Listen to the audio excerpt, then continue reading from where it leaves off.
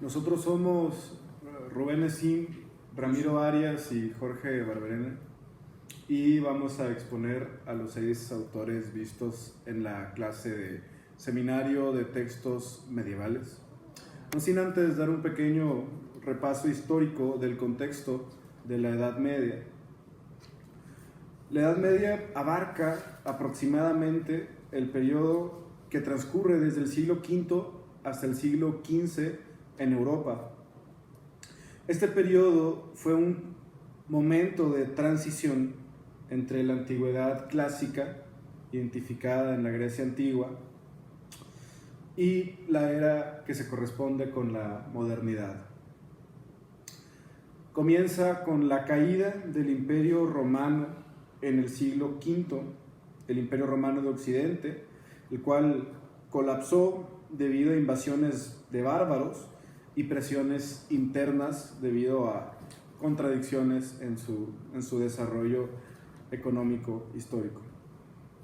Este hecho, la caída del Imperio Romano, marcó el inicio de un periodo de fragmentación política por el que atravesó el viejo continente.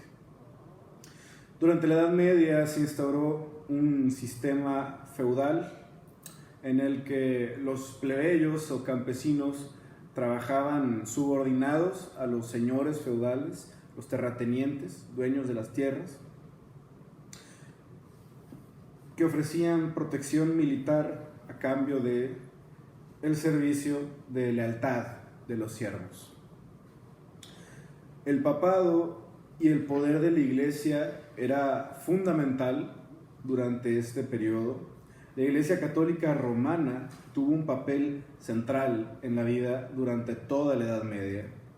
El papado adquirió un poder político y religioso bastante grande, y la Iglesia ejerció una influencia muy significativa en todos los ámbitos de la vida cotidiana, ya sea pública o privada, en el arte, en la cultura, en la educación. La Iglesia se convirtió en el motor principal de cambio histórico durante el periodo que corresponde con el medievo. Asimismo, se produjeron las cruzadas. Estas fueron una serie de expediciones militares emprendidas por los cristianos europeos para recuperar la Tierra Santa, que había sido dominada por la cultura islámica, por el mundo musulmán. Las cruzadas tuvieron un impacto sumamente significativo en las relaciones existentes entre cristianos y musulmanes, así como en la economía y la cultura de Europa durante todo este periodo. Finalmente, se dio un renacimiento, conocido como el Renacimiento carolingio, durante el reinado de Carlomagno, entre el siglo VIII y el siglo IX. Un renacimiento cultural en el que se fomentó la educación, se promovió la escritura y se llevó a cabo una renovación intelectual en todo lo que viene siendo la Europa occidental. A pesar de la percepción popular de que en la Edad Media fue una época de oscurantismo intelectual, en realidad hubo importantes avances de corte cultural y científico principalmente. Surgieron, entre otras cosas, grandes centros de aprendizaje, como las universidades, que fueron creadas durante este periodo, y se produjo asimismo un florecimiento en la arquitectura gótica, la literatura y la música durante todo este periodo. Asimismo, no se puede hablar de la Edad Media y de los acontecimientos históricos que marcaron este periodo sin mencionar a la peste bubónica o peste negra a mediados del siglo XIV, pues Europa se vio en este periodo asolada por esta epidemia devastadora que provocó una disminución masiva de la población y tuvo profundos impactos económicos y sociales en la sociedad medieval. Sin mayor introducción, cedo la palabra a mi compañero Jorge. Hola, soy Jorge. Bueno, creo que por primer punto, por primer autor, podemos tocar a Avicena. Sin embargo, creo que para poner en contexto sobre cómo podemos entender en Avicena lo que es su filosofía, su interpretación filosófica, o tal vez el modo en el que interpretaba, como todos tenían su propio sistema en ese momento, es necesario conocer a un autor que fue anterior a Avicena y del que para mí, y creo que para toda la literatura árabe de ese momento, en especial los cordobeses posteriores y todos los demás, en Nasr al-Farabi. Bueno, habíamos sabido que después de los hebreos se tenían varios estudios acerca de la cosmología. Esto quiere decir que ya se habían observado bastante los planetas, de hecho desde la antigua Grecia, desde Parménides incluso, donde se hacían observaciones a simple vista sobre los astros. Sin embargo, fue Abu Nasr al-Farabi quien empezó a combinar estos temas de, digamos, la cosmología de los planetas y la sustancialidad que tenían ellos en los seres. De hecho, en un escrito que hace Nasr al-Farabi, habla sobre los grados del ser, en el que, Urano, creo que a partir de la descendencia del Sol, se degradó en un ser más bajo, que era desde luego Urano, y desde ahí todos sus posteriores. De Urano fue a Saturno, Saturno a Júpiter, Venus, Marte. Lo característico de esto es que la Tierra era el planeta casi último, no había sido un Mercurio, que tampoco había sido observado. Sin embargo, fue muy importante y un poco peculiar cómo de la degradación del Sol llegamos a la Tierra, que para Abu Nasr al-Farabi era un mundo supralunar o un mundo anterior al que Dios había ordenado, porque desde luego todo era como una causa de una degradación super plotiniano, y de hecho casi todos los árabes tienen en común esto, que así como podían considerar un motor inmóvil aristotélico una primera causa, consideraban asimismo la degradación. Y era muy interesante porque en este mundo de seres habitaban los seres especiales, seres divinos, seres lunares, por lo menos para los cuerpos celestes de la Tierra y para otros planetas, e incluso en los planetas ni siquiera no eran planetas como tal, sino eran divinidades, eran celestiales. Es el concepto clave. De aquí de la cosmología y de la cosmovisión de Nasr al-Farabi, rescató entonces Avicena lo más importante, bueno, no lo más importante, pero este rasgo distintivo. Debido a que todo era una causa, había un ser primero que había puesto en orden todo, llámese a Dios, y lo llamó la esencia absoluta, entendida por supuesto como Dios. Sin embargo, no había discusiones acerca de cómo podría haber una semejanza completa del hombre con Dios, debido a que también eran bastante cuidadosos al momento de hacer las inducciones, debido a que como era una esencia que carecía de cuerpo, no había semejanza entre los hombres como las religiones cristianas o posteriores podían hablar. Sin embargo, fue muy importante porque a partir de la degradación de la esencia absoluta, que era Dios, surgían los cuerpos celestiales. Y esto es muy interesante porque de los cuerpos celestiales también procedían los cuerpos divinos, que eran la esencia divina.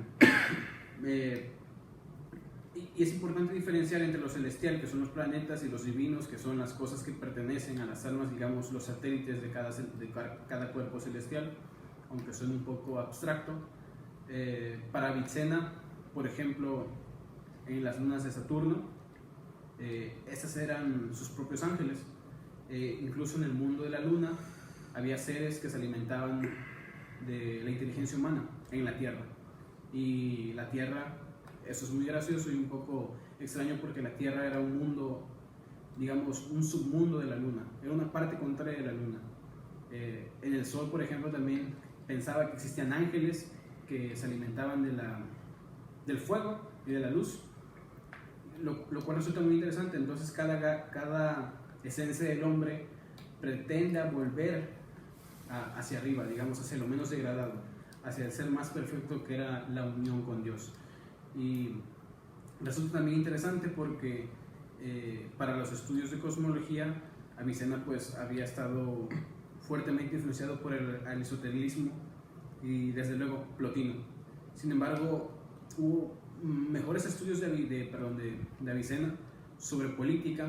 Sin embargo, para los estudios de política, Avicena todavía no había considerado muy bien los textos de Platón de la República como lo hizo Averroes.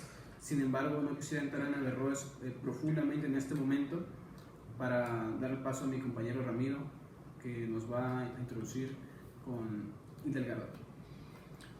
Bueno, a mí me toca hablar un poco de las filósofas medievales, principalmente de Hildegarda, y de Margarita Porete, ambas exponentes del misticismo medieval.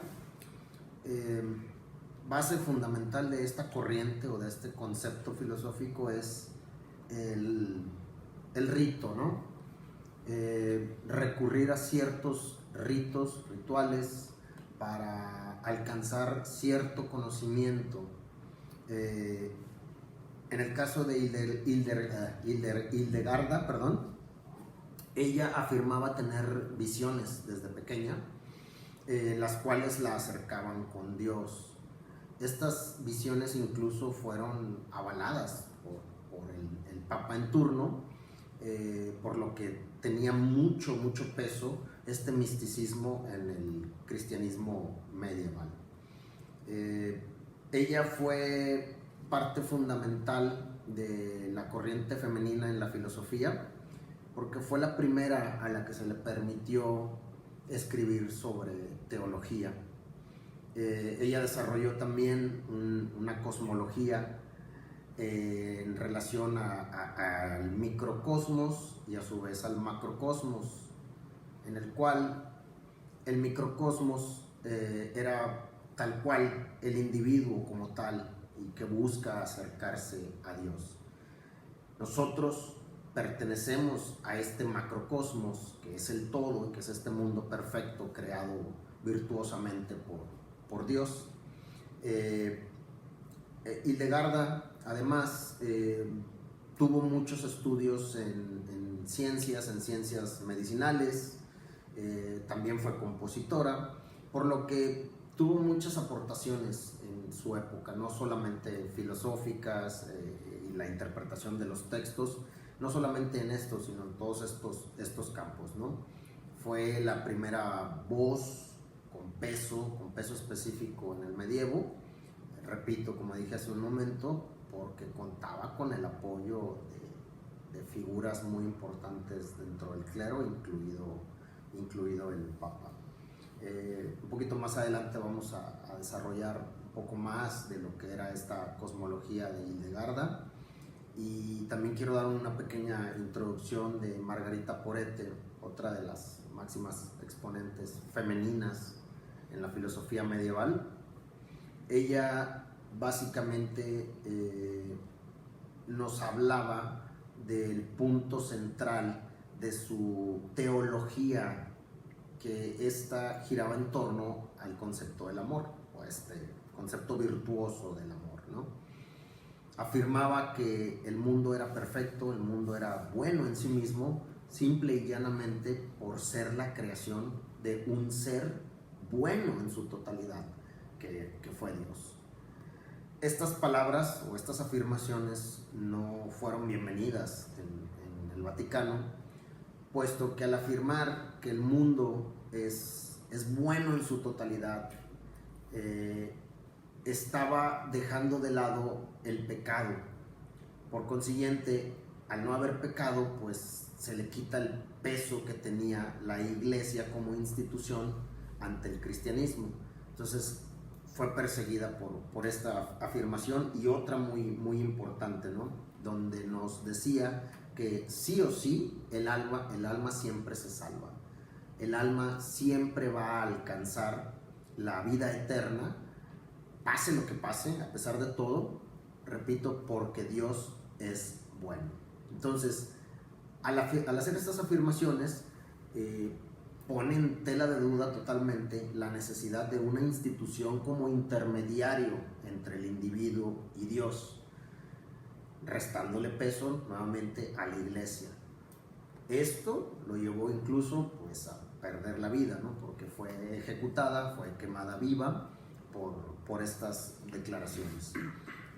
Otro de los puntos importantes en Margarita Porete, en su desarrollo del concepto del amor, es que constaba de tres pilares, los cuales eran la caridad, la virtud y la razón. Todo en conjunto, conformado por el amor, el cual estaba dentro de nuestra alma, y el alma en sí misma era buena, porque es, repito, una creación de Dios. Dios nos creó, Dios nos dio un alma que es perfecta, que es buena, al igual que todo el mundo en el que nos desenvolvemos. Entonces, esto es como un preámbulo de estas dos exponentes femeninas del medievo, y en un momento más desarrollaremos un poco lo que es parte de sus tesis filosóficas. Pedro Abelardo fue un filósofo, teólogo y también lógico de la Edad Media que vivió durante